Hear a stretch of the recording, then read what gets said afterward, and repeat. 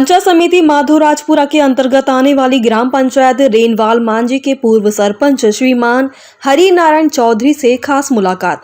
पूर्व सरपंच हरि नारायण ने बताया कि रेनवाल मांझी की जनता ने मुझे बहुत प्यार दिया। पहले तो सभी ग्राम पंचायत वासियों का धन्यवाद किया और आने वाले नव वर्ष की सभी ग्राम पंचायत वासियों की हार्दिक शुभकामनाएं दी। आइए सुनते हैं पूर्व सरपंच की अपनी जुबानी को। नमस्कार, आप देख रहे हो राजस्थान पंचायती राज और मैं आपके साथ में वीर सिंह। आज की खास मुलाकात के अंदर मेरे साथ खास मेहमान है। तो पहले तो मैं बताना चाहूंगा, ये जो श्रीमान जी आज मेरे साथ बैठे हैं अपने पंचायत वासियों के लिए और पंचायत समिति वासियों के लिए और विधानसभा वासियों के लिए परिचय के मोहताज नहीं है। काफी लंबे टाइम से पार्टी की भी सेवा करते आ रहे हैं और ग्राम पंचायत के लोगों का भी इनको भरपूर सहयोग मिला और पिछले 2010 से 20 तक का कार्यकाल इन्होंने सरपंची का भी देखा है। ग्राम पंचायत की जनता ने हमेशा से इनको एक भामाशाह के रूप में, एक सहयोग के रूप में इनको अपने मत दिए हैं। और अगर देखा जाए इनका राजनीतिक कैरियर क्या रहा उस पर बात करेंगे। आज के खास मुलाकात के अंदर खास मेहमान है हरि नारायण जी चौधरी मेरे साथ, जो यहाँ से पूर्व सरपंच है रेनवाल मांझी से, रेनवाल मांझी ग्राम पंचायत जो कि नव सर्जित पंचायत समिति माधोराजपुरा के अंदर आती है। तो आज करते हैं खास मुलाकात के अंदर बात खास मेहमान से। सर पहले तो बहुत बहुत स्वागत है आपका। धन्यवाद सर। सर सबसे पहले तो राजस्थान की आज आपको जनता देख रही है और जानना चाहेगी श्रीमान चौधरी साहब का राजनीति का परिचय। राजनीति में कितने समय से जुड़े हैं? राजनीति में 2000 से हूँ। 2000 से 2005 तक में वार्ड पंच रहा। 2005 में मैं सरपंच का चुनाव हार गया था 80-90 वोटों से जी। 2010 में चुनाव जीत गया, 2015 में चुनाव जीत गया जी। 2020 में फिर हमारी ग्राम पंचायत की सीट तो 80 की थी जी, तो मैं यह लड़ नहीं पाया। वो दूसरा चुनाव में लड़ना नहीं चाहता था जी। सर जिस हिसाब से जनता ने आपको 2 बार सरपंच पद का ताज पहनाया, रेनवाल मांझी की जनता को क्या कहना चाहोगे? सबसे पहले तो मैं रेनवाल मांझी की जनता को बहुत बहुत धन्यवाद दूंगा, 2 बार मेरे को सरपंच बनाया जी। सर बात करना चाहूंगा कार्यकाल की। अपन चलते हैं 2010 के कार्यकाल के अंदर, जब आपकी शुरुआत हुई पंचायती राज से, आप पहली बार सरपंच बने। उस टाइम ग्राम पंचायत की ऐसी क्या क्या समस्याएं थी जिसको लेकर आपको चुनावी मैदान में कूदना पड़ा? 2010 में जब मैं सरपंच बना तब हमारी ग्राम पंचायत में रोड नहीं थी, नाली नहीं थी, ऐसा कुछ भी व्यवस्था नहीं थी। तो 2010 से 15 तक मैंने कम से कम 8-10 करोड़ के काम जेडी से करवाए। क्या बात है। और 2005 में हम जेडी में, हमारी ग्राम पंचायत जेडी में आई थी जी। और 2011 या 12 में मैंने 4-5 करोड़ के काम करे। सीसी रोडें बनवाई, गली गली में बनवाई, सभी जगह बनवा दी, नालियों में काम करवा दिया।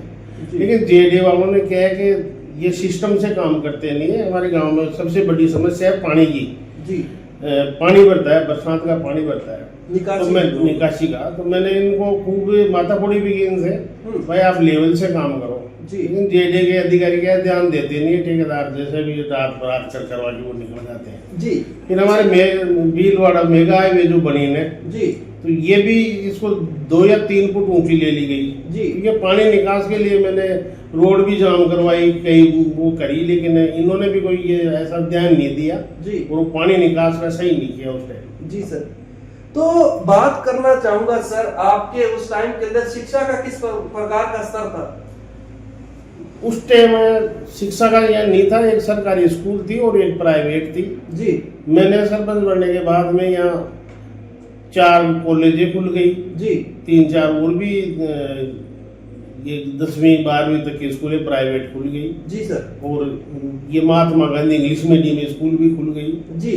तो शिक्षा में तो हमारी पंचायत काफी आगे है जी। सर जिस हिसाब से रेनवाल मांझी की आज वर्तमान स्थिति देखते हैं, काफी कॉलोनियां कट रही हैं, जेडीएस अप्रूव्ड होकर कॉलोनियां कट रही हैं। जिस हिसाब से रोडें होनी चाहिए, नालियां होनी चाहिए, पानी की निकासी होनी चाहिए, क्या लग रहा है आज आपके शुरू से कार्यकाल से लेकर अब तक 15 साल हो गए हैं। 10 साल आपने सरपंची की, 5 साल आप बता रहे हैं कि एसी के सरपंच अभी वर्तमान में है। वर्तमान में क्या स्थिति है ग्राम पंचायत के अंदर इन सब मुद्दों को लेके? ग्राम पंचायत में सरपंच तो इसमें कर भी कह सकता है, जो सरकार बजट देती है उस हिसाब से काम करेगा जी। अब ये सरपंच कोई कोशिश करके सरकार का जो फिक्स बजट है इसके अलावा कोई पैसा लाना चाहिए जी। तो जैसे एमएलए एमपी है वो पल्ला झाड़ देते हैं, बोले आप तो जेडी में जेडी से काम कराओ जी। और जेडी में जेडी के अफसर कोई सुनवाई नहीं करते हैं जी। ये पूरा काम जेडी को करवाना चाहिए, क्योंकि हमारी ग्राम पंचायत की 1608 बीघा जमीन जेडी ने गौचरा था, हमारे 1608 बीघा का, उसका जेडी ने एक्वायर करके जेडी ने कॉलोनियां काटी है जी। उस टाइम हमारे रामनारायण जी चौधरी सरपंच थे, उनको विश्वास दिया गया था अफसरों द्वारा जी। कि आपकी ग्राम पंचायत में हमें पूरा विकास करवाएंगे, रोड नाली रोड लाइटें जितना भी होना चाहिए ना सब करवाएंगे, लेकिन जेडी वालों ने वो काट के आपके गोला सेक लिया, बाकी काम करवाई नहीं कुछ भी जी। ये पूरी गलती जेडी की है जी। जेडीए का सिस्टम काफी जगह हम जाते हैं, हर सरपंच यही बताता है जो जेडीए के अंदर पंचायत आ रही है कि सर जेडीए से काम करवाना बड़ा मुश्किल हो रहा है क्योंकि जेडीए के अधिकारी ध्यान नहीं देते। तो मैं आपसे जानना चाहूंगा, ग्राम पंचायत के अंदर और भी ऐसे बहुत से मुद्दे हैं, जैसे ग्राम पंचायत के अंदर सीसीटीवी कैमरों का काफी चल रहा है आजकल, और ग्राम पंचायत की माताओं बहनों के लिए आत्मनिर्भर बनने के लिए सिलाई सेंटर वगैरह, ब्यूटी पार्लर वगैरह ऐसे भी खोले जा रहे हैं, बहुत सी ग्राम पंचायतें उदाहरण के रूप में है। क्या कहना है इसके ऊपर? आपकी ग्राम पंचायत में ऐसी कोई व्यवस्था है वर्तमान में? है कुछ जी। 2-4 जगह ऐसी व्यवस्था भी है जी। लेकिन ग्राम पंचायत में जेडी रीजन में जो ग्राम पंचायतें आती है ना उनमें सभी में यही समस्या है। सबसे वरिष्ठ विभाग ही मेरी नजर में जेडी है जी। राजस्थान सरकार में। अगर सरकार अगर जेडी को सुधार लेने तो सभी ग्राम पंचायतों की दशा सुधर जाएगी। जी। आखिरकार जेडीए में इतनी समस्या क्यों आ रही है? क्या कारण है, क्या रीजन है? जेडी में कोई सुनता ही नहीं किसी की। जी। कोई अफसर नहीं सुनते हैं, जैसे एमएलए के पास जाए तो एमएलए चलो मैं फोन करता हूँ, घूमते रहो सरपंच, कोई किसी की नहीं सुनता है। जेडी तो कमाई के अलावा कुछ नहीं करता है जी। बस जमीन एक्वायर करी, कॉलोनी काटी, बेच दी, बच गई, बस छुट्टी, पंचायत में कुछ भी हो।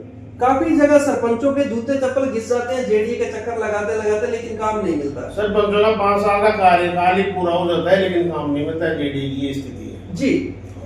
अगर ग्राम पंचायत की वोटिंग की बात करें, आपके टाइम में कितनी थी और अभी वर्तमान रेणुवाल मांझी की कितनी जनता की वोटिंग है? मेरे टाइम में 2010 में मैं जब चुनाव लड़ा तब 4300 वोट पड़े थे, कुल 5300 कुछ वोट थे, 45। 2016 में 5800 कुछ वोट थे जी। उसमें 4500 वोट पड़े थे जी। और 2020 में भी वही वोट थे जी। ये 4200-4300 वोट पड़े थे जी। रेणुवाल मांझी की जनता आज हरिनारायण चौधरी जी को काफी याद कर रही है। जब हम आपके ग्राम पंचायत के लोगों से मिलते हैं तो उनका कहना है कि कामकाज के मामले में काफी भागादौड़ी करने वाले हमारे पूर्व सरपंच थे, आपको याद करते हैं, कहते हैं कि मिशन 2026 में आने वाले चुनाव के अंदर उनका ही चेहरा हम देखना चाहते हैं। क्या जनता जनार्दन अगर चुनावी मैदान में दोबारा उतारते हरिनारायण चौधरी जी को तो क्या चौधरी साहब का चेहरा चुनावी मैदान में देखने को मिलेगा?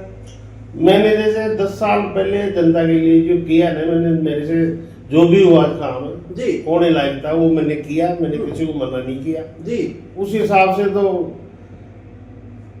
यही है जी कि चाहती है जनता, तो लोग कहते भी आप चुनाव लड़ोगे या लड़ोगे क्या जी। तो मुझे देखते हैं, आने दो, अभी कहीं की सीट आई क्या आई है, अभी तो वो सीटें क्लियर नहीं है ना, अभी कहीं की सीट आएगी जी। तो एक बार ये लॉटरी का काम हो जाए उसके बाद में देखेंगे। मंशा है आपकी? नहीं, मेरे को ऐसी कोई मंशा नहीं है जी।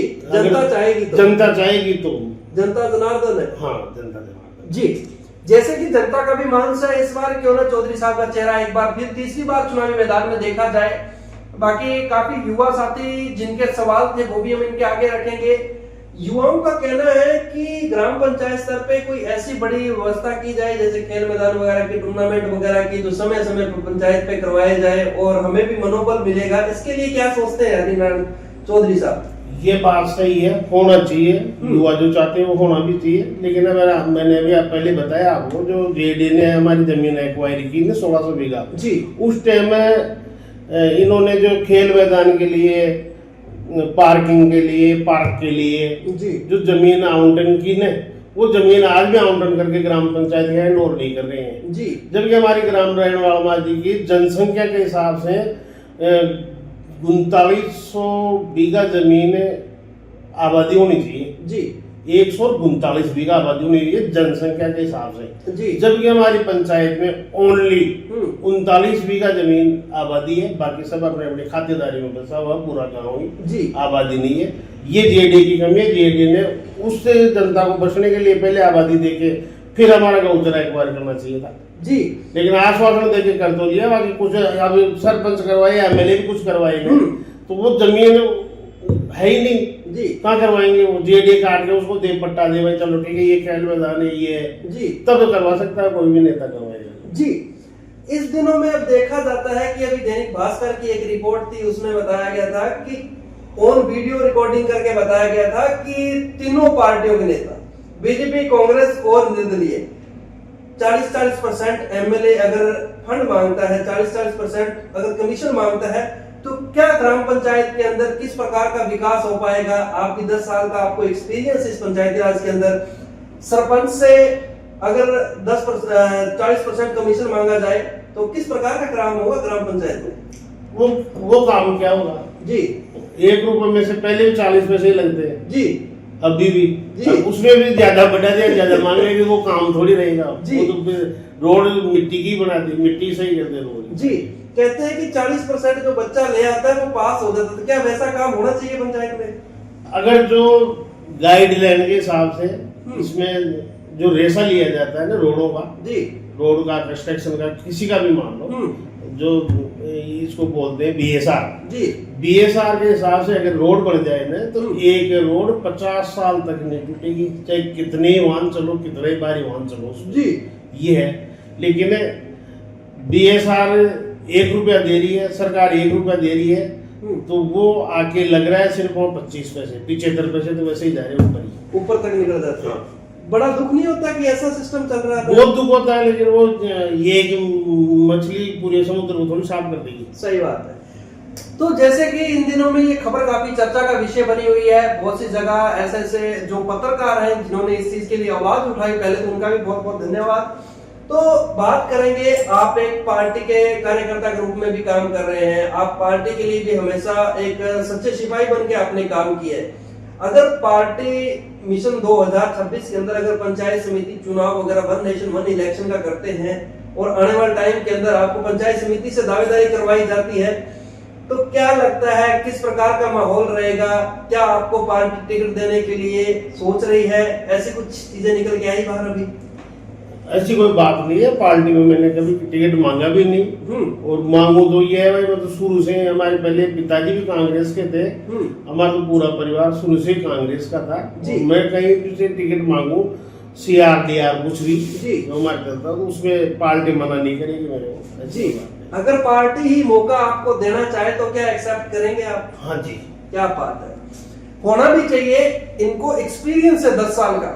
जिस बंदे ने राजनीति की शुरुआत 2005 से की हुई है, जिस बंदे ने ग्राम पंचायत स्तर का इंफ्रास्ट्रक्चर देखा हुआ, ग्राम पंचायत के विकास कार्य देखे हुए हैं, क्यों ना उसको मौका दिया भी जाना चाहिए। 5 साल के अंदर कहते हैं कि नेता को नहीं परखा जाता, 10 साल के अंदर नहीं परखा जाता। तो नववर्ष भी आ रहा है, गणतंत्रता दिवस भी आ रहा है, देशवासियों को, पंचायत समिति वासियों को क्या संदेश देना चाहेंगे आप? मैं देशवासियों को, प्रदेशवासियों को गणतंत्र दिवस और नए वर्ष की बहुत बहुत शुभकामनाएं। जी सर, और आपका भी बहुत बहुत शुक्रिया, आपने भी अपना कीमती समय 10 मिनट का समय दिया हमें। धन्यवाद जी। जय हिंद, जय भारत। देखते रहिए राजस्थान पंचायती दुनिया। मैं आपके साथ में वीर सिंह, कैमरामैन जगदेव के साथ में। आज की खास मुलाकात के अंदर खास मेहमान थे हमारे साथ श्री हरि नारायण जी चौधरी साहब, जिन्होंने अपने ग्राम पंचायत के तमाम वो मुद्दे मसलों पे बात की। कैसे लगे इनके विचार, इसके ऊपर अपनी राय जरूर कर देना। बने रहिए हमारे साथ, देखते रहिए राजस्थान पंचायती दुनिया।